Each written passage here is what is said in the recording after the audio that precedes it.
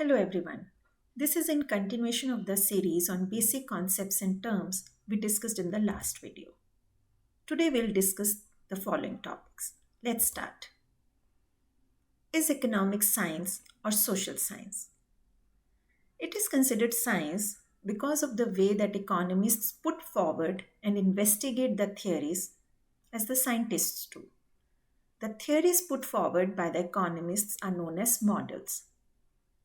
A model is basically an abstract representation of reality. In studying human activities and their decisions, economists construct theories. Then they use curves or mathematical functions to explain them. Just to understand, let us take one example. You will learn about theory of demand, a theory where we understand that when price rises, the demand for a product falls, assuming all the other factors affecting our decision are constant. Now, this must have been first given as a theory by an economist based on these assumptions. Then they would have tried to investigate it with an empirical evidence. Based on their findings, they would have accepted this as a law. So, in this sense, economics is science. Now, let's see how economics is a social science. Social sciences study humans, the way humans behave, interact, and relate socially. Now, as human activities keep developing, social sciences keep evolving. Let us see if in economics we do the same.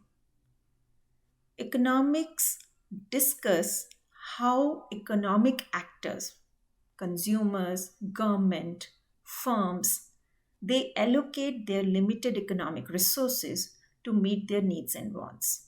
This is the definition of economics. Now, every decision is a decision by these different economic agents. Human beings will react differently to same policies or same social setup. One cannot predict their behavior to the social setting in a very accurate manner. So, economics is also a social science.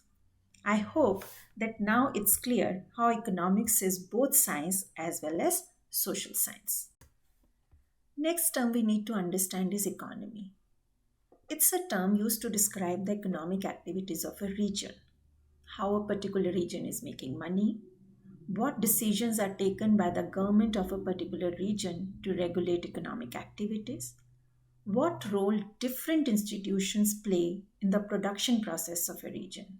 For example, Central Bank of India, RBI plays a role in Indian economy. Federal Reserve plays a role in the US economy. The functions of an economy are two. They need to produce goods and services to satisfy human wants, and they also need to provide employment or income earning opportunities to their people. There are three important agents in an economy: households or consumers, firms, government. We need to discuss each one in detail. Households or consumers are considered to be synonyms by the economists. When the economic decisions are taken jointly under one roof, this is known as a decision taken by a household or a consumer. One family making a decision to buy a television for the house or a car or going for a trip is a decision taken by a household. This economic agent is always looking to satisfy their human wants. Firms or business are considered to be the second economic agent. They are the ones who produce goods and services for the satisfaction of human wants, be it from the household or from the government, and their aim is to make profit. We will understand later how each economic agent is dependent on each other. Government is the third economic agent. They act as a regulating body responsible for law and order. They set economic rules known as regulations for an economy. They are the ones who collect taxes and spend those taxes for the benefit of an economy. They are the ones who create policies for the smooth functioning of an economy. We also need to understand that government acts both as a producer as well as a consumer. For example, taking care of their defense personnel, they are acting as a consumer, providing food, clothing, buying uniforms for them, buying arms for the nation, they are acting as consumers. By producing public goods, building hospitals, roads, bridges, etc., they act as producers. Now, when we have an economy with the above three economic agents only, household, firms, and government, we call it a closed economy. If we add foreign sector to it, which involves international trade between countries, we call that economy as an open economy. Now, what you see in this figure is basically an open economy. It's an economy which trades with the rest of the world. Let us now understand another important basic concept. There are two main branches of economics, microeconomics, macroeconomics.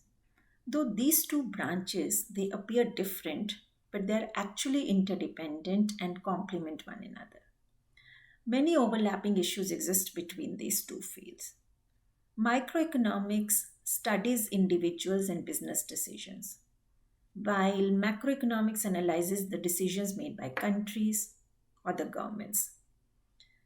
Now, as we have understood the different economic agents within an economy, one way to look at the difference between microeconomics and macro is when we are understanding the behavior of maybe one economic agent, let's say the consumer, for example, the factors that explain why consumers buy certain goods. This will come under microeconomics. In macroeconomics, we might study why one economy is developing faster than the other. Problem of inflation, problem of unemployment. These are the topics which are covered in macro. They have impact on all the economic agents simultaneously. So basically, micro is at a small level, at a micro level, and macro is studying impact on the economy as a whole. This is another concept we need to understand to build the basic foundation of economics. Difference between positive statement and normative statements. Economists may analyze facts without making any value judgments. For example, if I say a 10% increase in tourist numbers in Mauritius has created 10% more employment. This is a positive statement which refers to what has happened. It's based on facts, it's an actual observation. Now, if I say that a 10% increase in tourist numbers in Mauritius is likely to create at least 15% more jobs in the tourist industry, this will be a normative statement. It's an opinion which I may not be able to prove but merely suggest. What is the significance of these two statements? Why do we need to understand these? Economists engage in two distinct but related activities. They conduct research on economic issues, example, to determine the cause and effect of a certain problem. For example, if we try to understand why did unemployment increase rapidly in 2008 and 2009, that's the positive science. Now economists can make policy recommendations for what should the federal government do in response to the increase in unemployment. This will be normative reasoning. The first type of activity is economic science based on theories and evidence, where researchers attempt to determine how the world works. The second type of activity is more subjective. It is based on researchers' values, researchers' opinions. This is called normative reasoning. Economists need to deal with both. These are few more examples to understand this concept. You may pause a video here and go through them to get a clear understanding. This is another term you will come across in economics. The economic structure or the employment structure of a country describes the types of jobs people do. The primary sector involves extracting raw materials, rearing animals, growing crops. The secondary sector involves improving raw materials and turning them into something better. The tertiary sector of an economy is the service industry. The quaternary sector of the economy consists of intellectual activities, activities associated with education, scientific research and development, information technology. The employment structure of a given country can tell you a lot about the country's economy. For example, in the richest countries, you will find more people working in the tertiary or quaternary sector than the other two sectors. In the poorest countries, there tend to be more people working in the primary sector than in the other sectors. In this video, I have tried to cover the basic concepts which sound similar or are interdisciplinary terms used in various subjects. The aim is to make it easier for you to be able to compare and comprehend their significance in economics.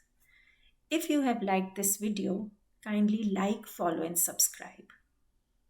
You can also visit my website for blogs related to economics. Bye for now.